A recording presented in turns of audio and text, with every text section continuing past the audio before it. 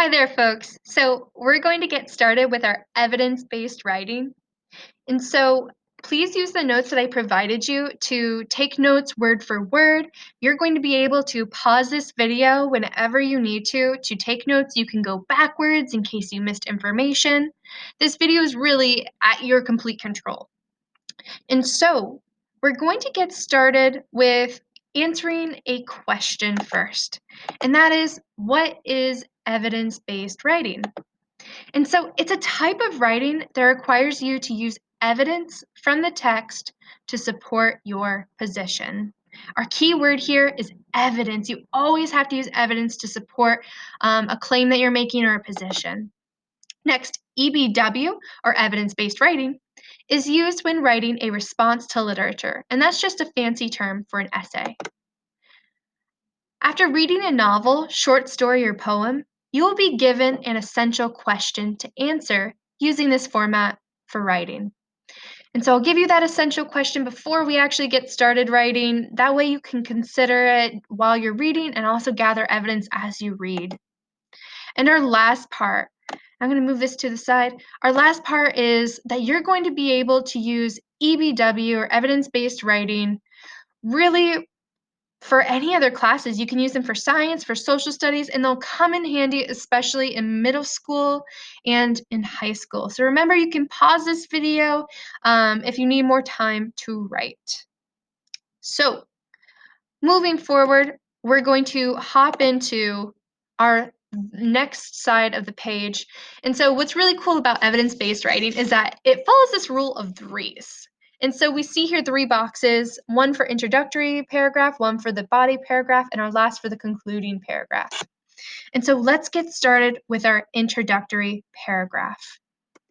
And so this includes three essential pieces. Our first is tag, and this stands for title, author, and genre.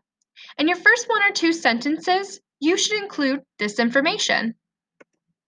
Our next is a summary.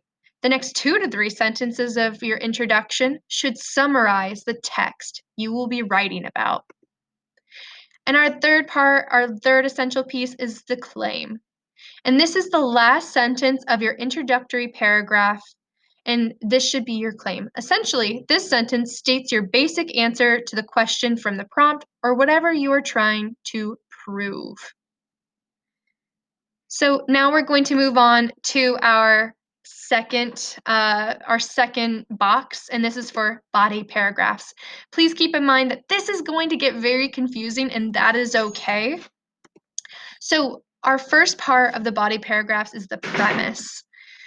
This is the first sentence of each body paragraph. It should state a reason that supports your claim.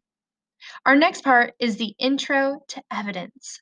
So before you cite your evidence from the text, you must introduce it and set the scene for your reader. This can be as simple as writing the author states, the narrator explains, evidence. Then you will include a direct quote from the text that supports your claim. Keep in mind that a direct quote is not just two characters talking to each other. A direct quote is any part of that story or that poem that can support your claim. And our last part, unfortunately, it doesn't follow that rule of threes. It has that fourth part, but it's our justification. And this section should be at least 2 to 3 sentences and does two things. One, it should explain how the quote you chose supports the premise, and two, how the premise and the quote support the claim. And so it's okay if you don't understand this. Remember, I'll hold your hand throughout this process and we will keep practicing it. This is just that whole picture view of understanding what an essay looks like. So please pause this to take notes and we're going to move forward. Our last part of writing an essay is our concluding paragraph. And this goes back to our rule of threes. First, you're going to restate your claim. Using different words from the introductory paragraph, restate your claim. Next, you're going to summarize your evidence. So do not introduce any new evidence here. Simply remind the reader of your premises. One sentence per body paragraph. And our last part is our concluding sentence. Write one final sentence that leaves the reader with no further questions. This is your mic drop sentence.